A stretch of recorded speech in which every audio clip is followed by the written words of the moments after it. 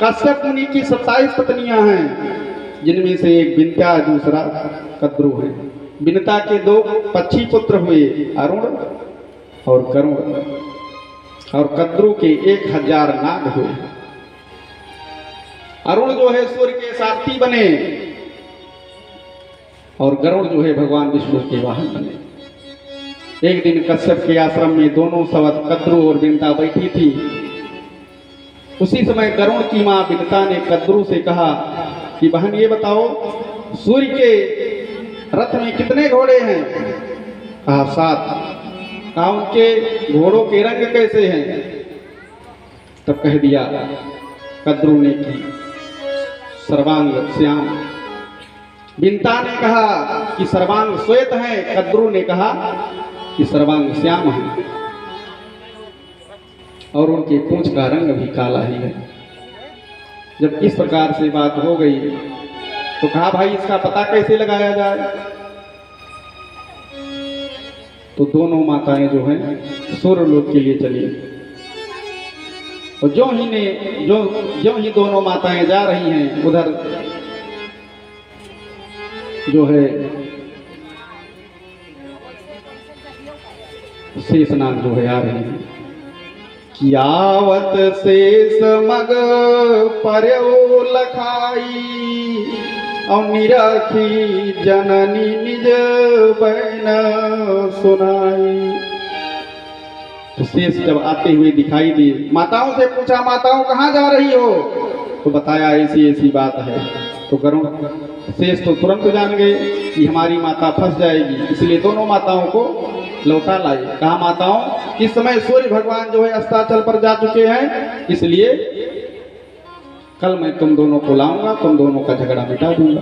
दोनों चले गए और जब आश्रम पर आ गई तो शेष गए अपनी माता के पास, जाकर के निवेदन किया कि माता आज तो फंस गई है। सूर्य के रथ में 7 घोड़े हैं और 7 के रंग सर्वांग श्वेत हैं। तब कद्रु ने कहा बेटा तुम्हारे जैसे 1000 बलधारी जिसके पुत्र हों, वो 2 माता की, वो एक माता के जिसके 2 पुत्र हों उसकी टहलुआ बन करके रहे, ये बात ठीक नहीं है। क्योंकि इन्होंने शर्त रखी थी कि जिसकी बात सत्य रहेगी वो बनेगी रानी और जिसकी बात झूठी रहेगी वो बनेगी दासी।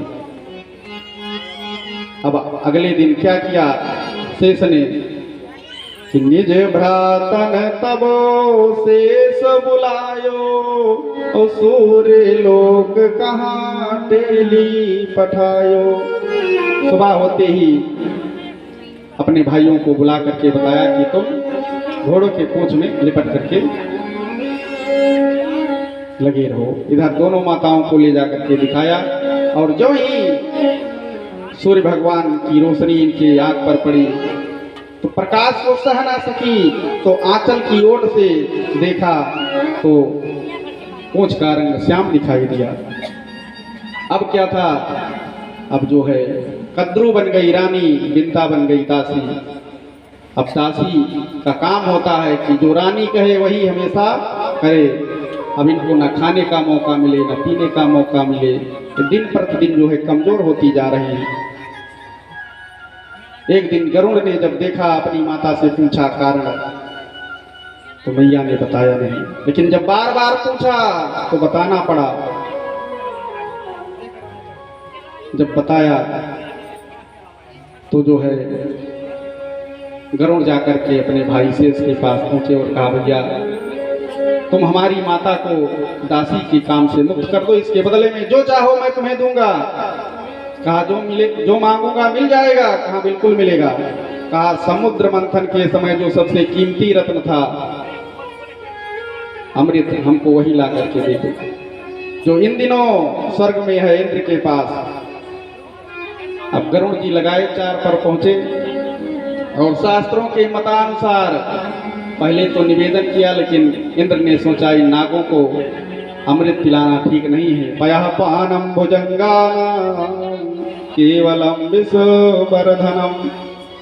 तो 100 वर्षों तक लड़ाई करके गरुड़ जी महाराज अंततः इंद्र को हरा करके उठा लाए कलश और गरुड़ को बोले भक्तवत्सल भगवान की बोलचाल बिल्कुल ना करें, शांति से बैठे रहें।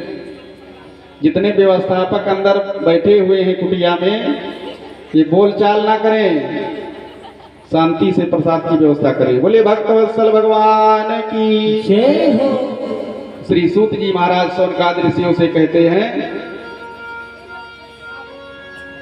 कि जब इस प्रकार अमृत का कलश ला करके शेषनाग को दिया तो उसमें से एक नाग जो है पहले से अमृत पान कर चुका है, जिसकी समुद्र मंथन के समय जो है रस्सी बनाई गई थी, बासुकी नाग। उसने कहा भैया अमृत ऐसे नहीं पिया जाता है, पहले कुछ बिछाया जाए जिसका अग्रभाग पूरब की ओर हो, उस पर रख करके फिर सब लोग जा करके स्नान करो। स्नान करने के बाद अपने अपने रुचि का वस्त्र पहनो, आभूषण आदि से सुसज्जित होकर के पूरब की ओर मुख करके फिर पान करना चाहिए। और जो ही सब लोग स्नान करने के लिए गए, इधर इंद्र को मौका मिला, कलश लेकर के 9 2 11 हो गए। अब जब आए तो कलश गायब है। तो बासुकी ने कहा कि अमृत में एक खासियत है कि जिस स्थान पर रखा जाता है उसमें भी कुछ ना कुछ अंश आ जाता है, इसलिए तुम सब लोग जो है उसको चाट करके ही कुछ अंश अपने अंदर ग्रहण कर लो। और जो ही अपनी जीभ लगाया तो पैना कुसा होता है, उनकी जीभ फट गई। लेकिन अमृत का कुछ अंश होने के कारण उनकी जीभ फटी तो, लेकिन वो 2 हो गई, वो जुड़ गई। अब इस प्रकार से शेष आए गरुड़ के पास, कहा भाई भैया हम लोगों को अमृत पीने के लिए नहीं मिला, इसलिए तुम्हारी माता को दासी के काम से मुक्त नहीं किया जाएगा। अब तो गरुड़ को क्रोध आ गया कि मैंने इतना परिश्रम करके तुमको ला करके अमृत दिया था और तुम उसकी एक घड़ी रखवाली नहीं कर पाए, तो बताओ उसमें मेरा दोष है कि मेरी माँ का दोष है। अब इसका निर्णय करने के लिए मैं स्वयं लोक जाऊंगा। जो ही कहा कि इसका निर्णय के लिए मैं स्वयं देवसूर्य लोक जाऊंगा, 4 पर लगाए और जो ही गरुड़ जी के पवन पंख का जो है हवा लगी, सारे जो नाग छिपे हुए थे उसमें लिपटे हुए थे सब गिर गए। और जो इस प्रकार अपने भाई के द्वारा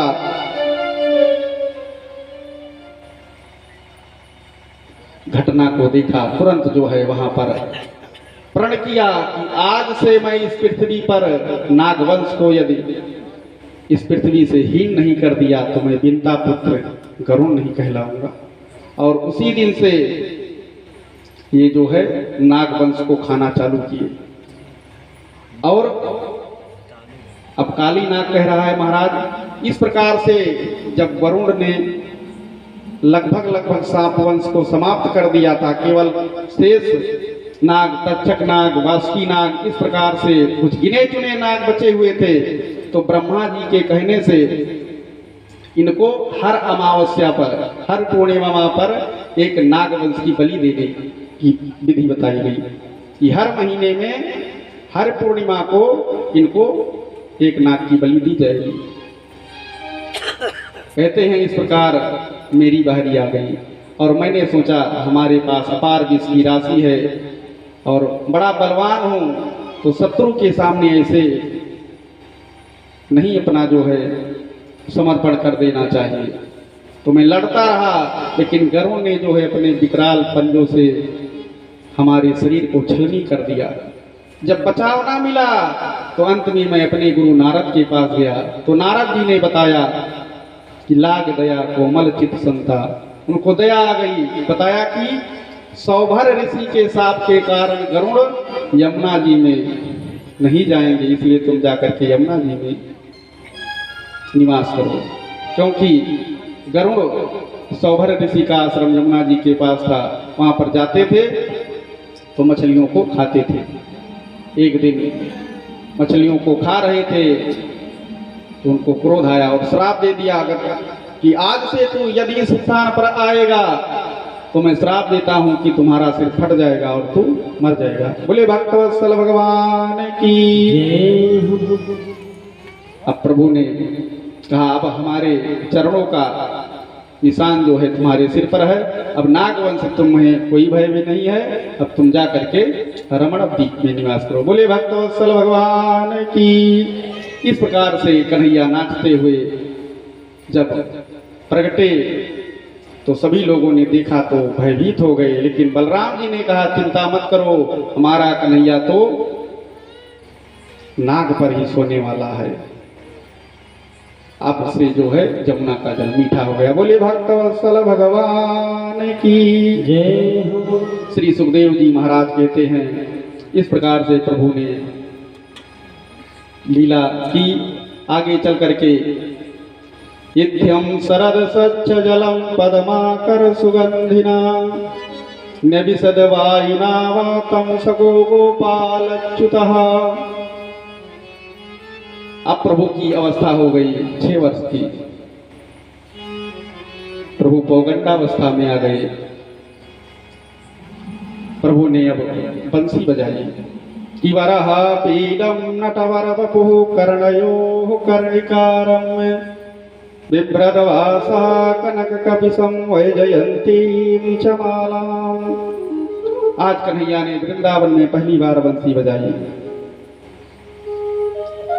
और बंसी ऐसी है कि प्रभु उसको बजाते नहीं हैं, केवल अपने अधर पर रखते हैं तो उसमें से 7 स्वर अपने आप जो है निकलने लगते हैं। परीक्षित जी ने पूछा महाराज ऐसी बंसी कहाँ से प्राप्त हुई? तब कहा सुनो, जो बंसी है ये कोई साधारण नहीं है।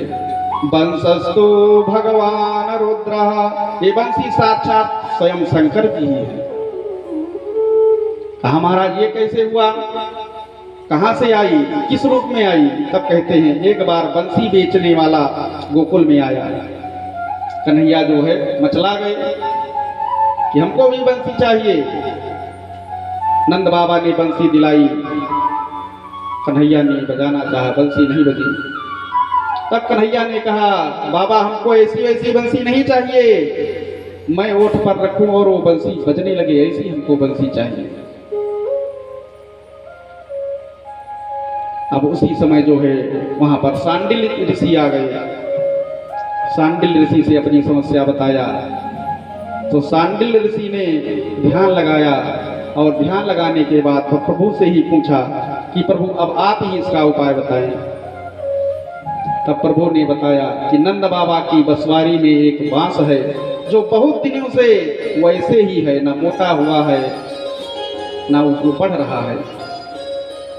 तो वैदिक ब्राह्मणों को बुला करके बंसी के मतलब बांस को भगवान शंकर के रूप में पूजा गया कि नमस्ते रुद्रमन्यो इतो तैघवे नमः बाहुभ्याम उतते